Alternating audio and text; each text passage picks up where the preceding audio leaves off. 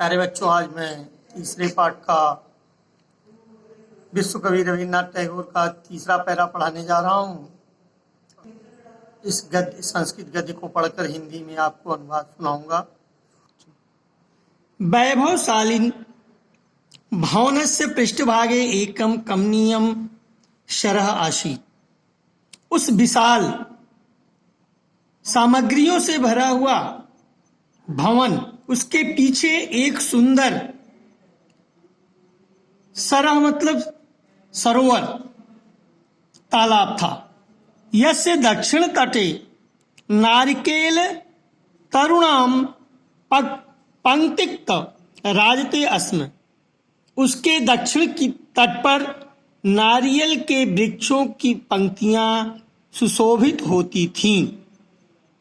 पूर्वस्मिन् तटे जटिल तपस्वी यो महान जन पुरात्मा एक बट वृक्षो अनेक शाखायां संपन्नो अंतरिक्ष परिमातुमिव समुद्यतः आसीत्। उस सरोवर के पूरब दिशा में, सरोवर के पूर्वी तट पर जटाधारी तपस्वी के रूप में एक महान पुराना विशाल बरगद का वृक्ष था, जिसमें अनेक शाखाएं आकाश को छू रही थीं, ऐसा दिखाई दे रहा था। भवनस्य वातायने समुपविष्टः बालकः दृश्यमिदं दर्शम पराम मुदम लभत। भवन के वाताकुलित ऐसे दृश्य को बचपन में बालक रूप में विश्व कवि रविन्द्रनाथ जी देख करके उसकी सुंदरता को देख करके आनंद प्राप्त करते थे। अस्मिन्नेव सरसि तत्र निवासिनः यथा समयम् स्नातुमागत्यम् स्नानञ्च कृत्वा यान्ति अस्म। इस सरोवर के पर वहाँ के निवासी ये अपने समय समय पर आकर के स्नान करते थे तथा स्नान का आनंद लिया करते थे।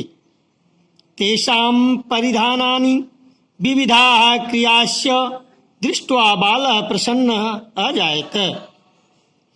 उनके कपड़ों को, विविध रूप के कपड़ों को देख करके तथा उनकी क्रियाओं को देख करके बालक रविन्द्रनाथ प्रसन्नता को प्राप्त करते थे। मध्यात् पश्चात सरोवर शून्यताम भजति अस्म। दोपहर के बाद वह सरोवर, वह तालाब शून्यता को प्राप्त हो जाया करता था। सायं पुनः वकाः हंसाः जल क्रिकवक्वाः भ्यंगाः कोलाहलं कुर्वाणाः स्थानानि लभ्यन्ते अस्म। शाम के समय पुनः फिर दोबारा बकाह बगुला, हंसाः हंस, जल क्रिकवाह काको कवह, जल में रहने वाले जल पक्षी तथा कोलाहल करते हुए वहां अपने अपने स्थान को प्राप्त करते थे। तस्मिन् काले इदमेव क्रमः सरः बालकस्य मनोरंजनम करोति। उस समय में, उस क्रम में वह तालाब बालक के मन को मनोरंजन करता था। शिक्षा के साथ में रविन्द्रस्य प्राथमिकी शिक्षा गृहे एव जाता। रविन्द्र की प्राथमिक शिक्षा घर में हुई थी। शिक्षणम बंग भाषायां प्रारभत।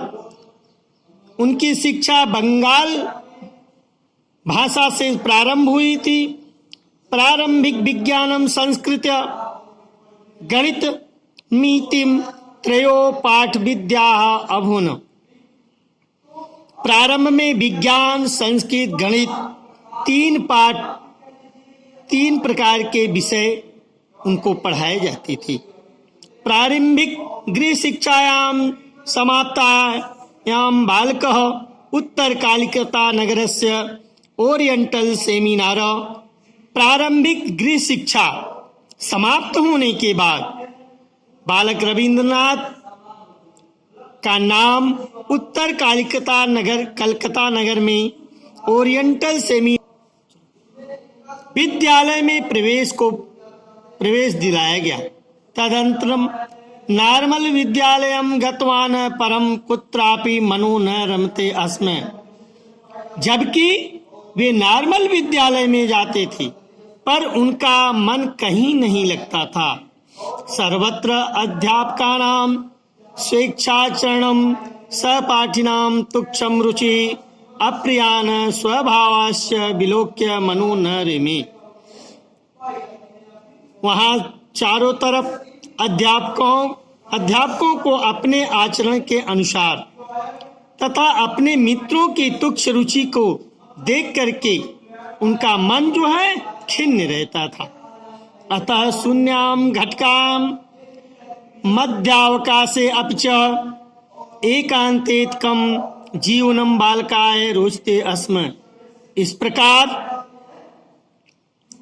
शून्य खाली घंटियों में तथा भोजनावकाश पर दोपहर में जब भोजन का अवकाश होता था उस समय बालक रविंद्र एकांतित जीवन बिताते थे।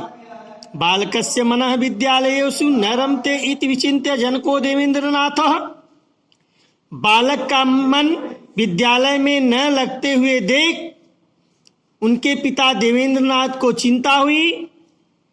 त्रिसप्तत्यधिकाशत 10 सप्तमे ख्रीटाब्दे सुनूरुपयन् संस्कारं विधाय च तं स्वेन सार्धमेव हिमालयन अनत। 1873 ईस्वी में उनका जनेऊ संस्कार विधान करके वे अपने साथ हिमालय की तरफ ले आए। तत्र पितुः संपर्केण बालकस्य मनः स्वच्छतां भजत। वहां पिता के संपर्क में बालक का मन स्वच्छता से लगने लगा। तत्रस्य भवनस्य पृष्ठभागे हिमाच्छादिताः पर्वतश्रेणयः आसन्। वहां जिस भवन में वो रहते थे उसके पिछले भाग में हिमालय बर्फ के से ढके हुए पर्वत की श्रेणियां दिखाई देती थी। भवनाभिमुखम शोभनानि सुसाद्वलानि क्षेत्राणि राजन्ते अस्म। भवन के सामने सुंदर अच्छे क्षेत्र मतलब स्थान दिखाई देते थे। अत्रयं प्राकृतम जीवनम बालकस्य मनो निरातरम रमयत।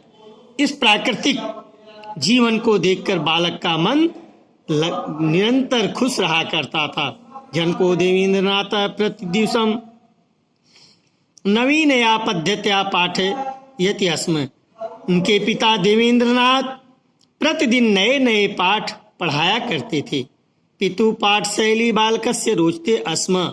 पिता के पढ़ाने की शैली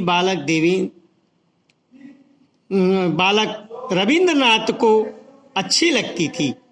कालांतरे हिमालयात प्रतिनिवृत्य पुनः विद्यालयां शिक्षाम लेवे। कुछ समय के बाद हिमालय से दूर होकर के उन्होंने पुनः विद्यालय की शिक्षा को प्राप्त किया।